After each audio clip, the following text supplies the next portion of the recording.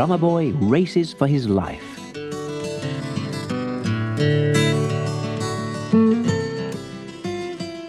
Billy Smith ran along behind his father, tugging at his donkey jacket. "But we can't move away from here," he cried. "I wouldn't be able to work at Applegate stables at the weekends. I'd never see Drummerboy again." His father turned to face him. "We're gypsies, Billy. We're travelling people. Besides, that Mr. Fawcett from the council has decided to throw us off the site. It's no good, lad. You'd best forget that pony."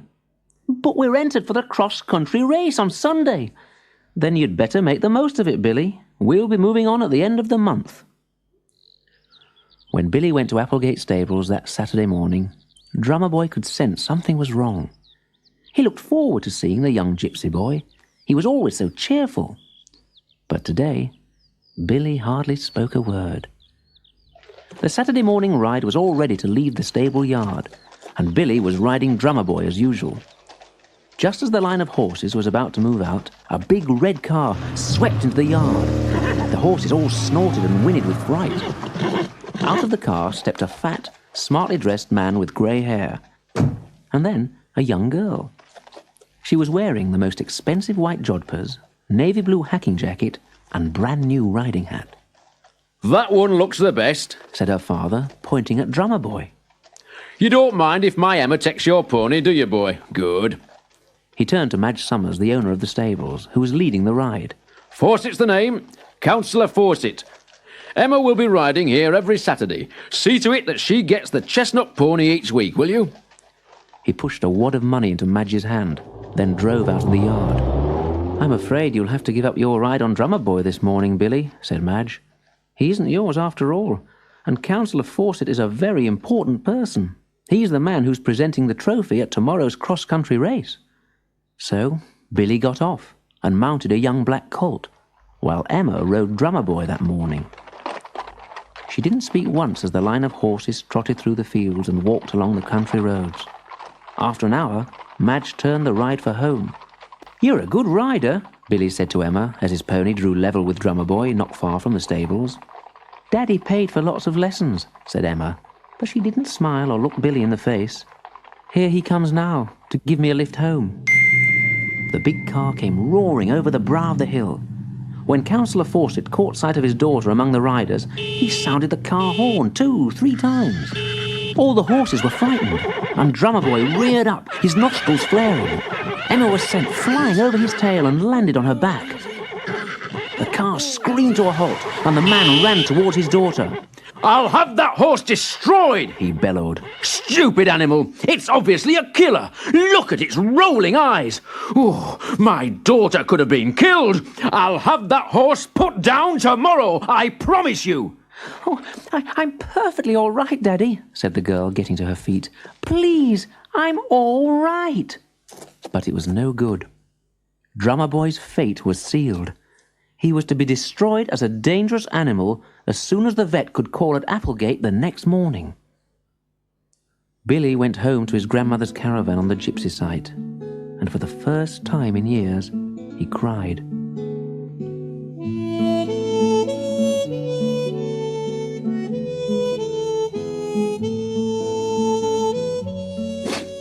"What can I do, Granny? He's a good, gentle horse. Everyone knows he is. He was just frightened by that big, noisy car." "There's nothing for it, Billy," the old gypsy replied after much thought.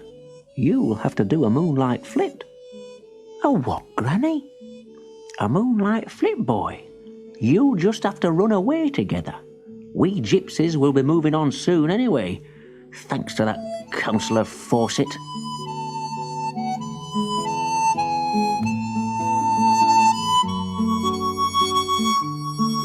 Billy stayed awake all night, thinking about what his granny had said. Then, in the morning, before it was light, he slipped out of the gypsy site and ran all the way to Applegate, clutching Drummerboy's bridle in his hand. It was still dark when he got there, and nothing stirred in the stable yard. But, as he opened the door of Drummerboy's stall, he could hear that someone was already in there. A gentle sobbing was mixed with the sound of Drummerboy's gentle breathing. Emma, her expensive clothes all crumpled and dirty, was holding the pony's head in her arms and crying. "Oh, Billy," she whispered when she saw him. "Why must Daddy be so cruel? He always wants me to be the best at everything. He always wants me to win. I came here to try and save him. I thought I'd... "Do a moonlight flit," said Billy. "Yeah, that's why I'm here too. But listen, I've got a plan.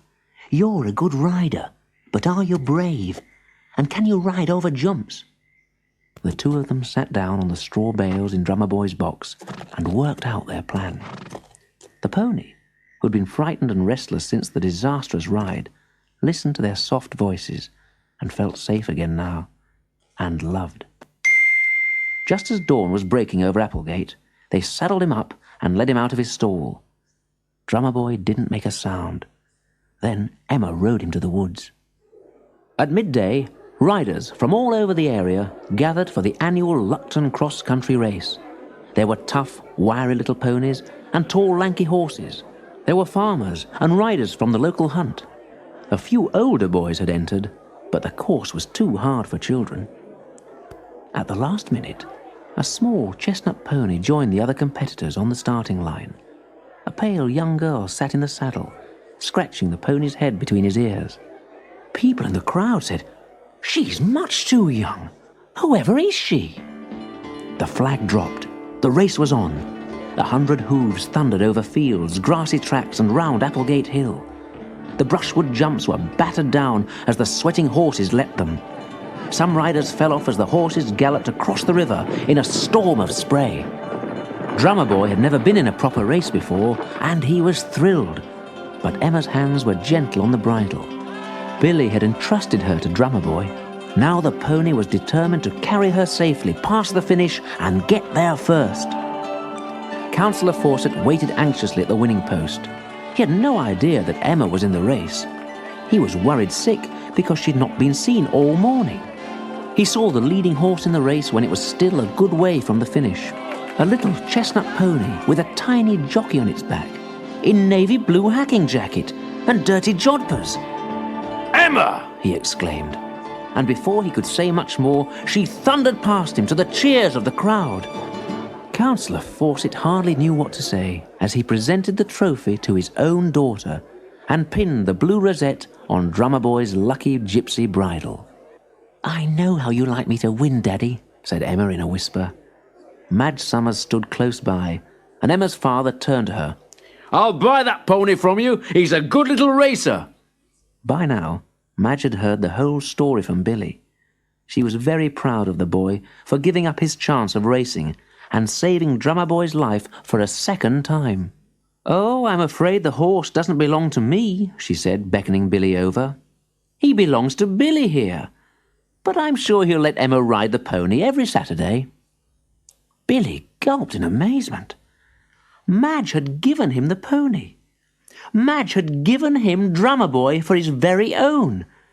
But he thought quickly. He looked up at Mr. Fawcett, who was trying to smile now and be friendly. "I'm terribly sorry, sir, but I'll be taking Drummerboy away at the end of the month.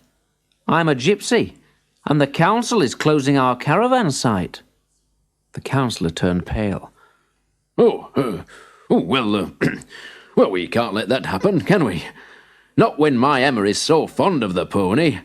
I'll see what I can do."